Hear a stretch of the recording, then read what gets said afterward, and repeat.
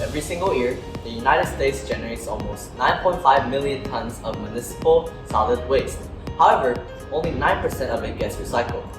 All this waste ends up somewhere, in communities that can't afford to prevent this from happening. Low-income neighborhoods are already filling up with pollution, such as hazardous waste, making the people living there vulnerable to health hazards. As someone who has lived in a low-income community and partly dealt with these negative effects, I can imagine how much worse this can get for others. I am well aware of the negative effects of it, and I hope to make a change. In fact, a U Michigan report claims that minority and low-income communities are the most likely to be the target of hazardous and polluting waste facilities. The impact is clear. We can see that low-income areas suffer the most and have been targeted for waste disposal for decades. Hi, my name is Naranjan and I go to Whitney High School. And I'm Joseph, and I also attend Whitney Christian High School. And Naranjan and I are both passionate about how we can utilize STEM to help our communities. So our solution, Recyclopedia, an app that encourages recycling and takes you through the journey. And hopefully it should contribute to the de-escalation of the amount of landfills, especially in low-income areas. So tell me, Naranjan, I want to know why and how do specifically low-income communities suffer most from these landfills and from people not recycling.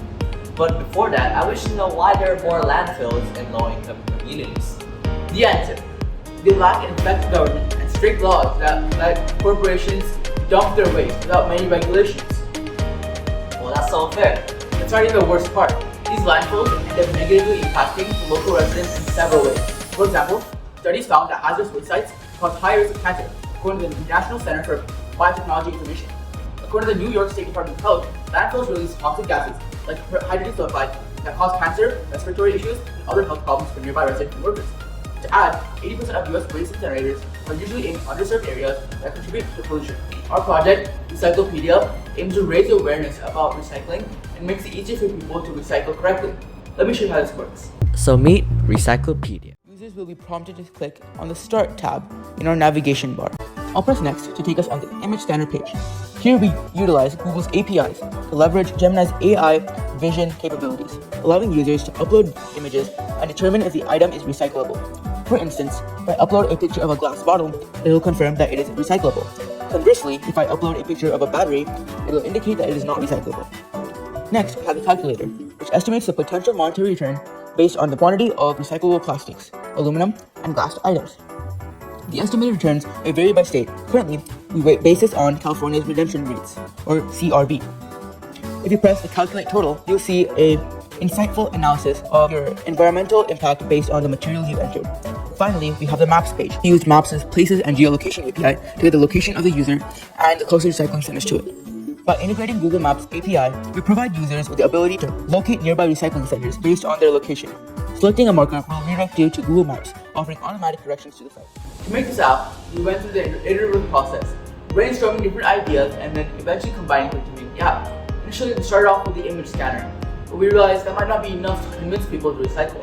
So we added a CRB calculator. Then we realized even we don't know where the nearest recycling center is.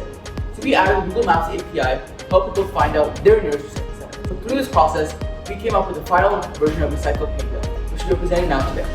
Using Recyclopedia, we hope that our website can encourage people to get started in the habit of recycling through programs like the CRB that we utilize, and eventually increase the number of recycled items in the world by with their average and bottles and cans. We are aware about the importance of sharing information.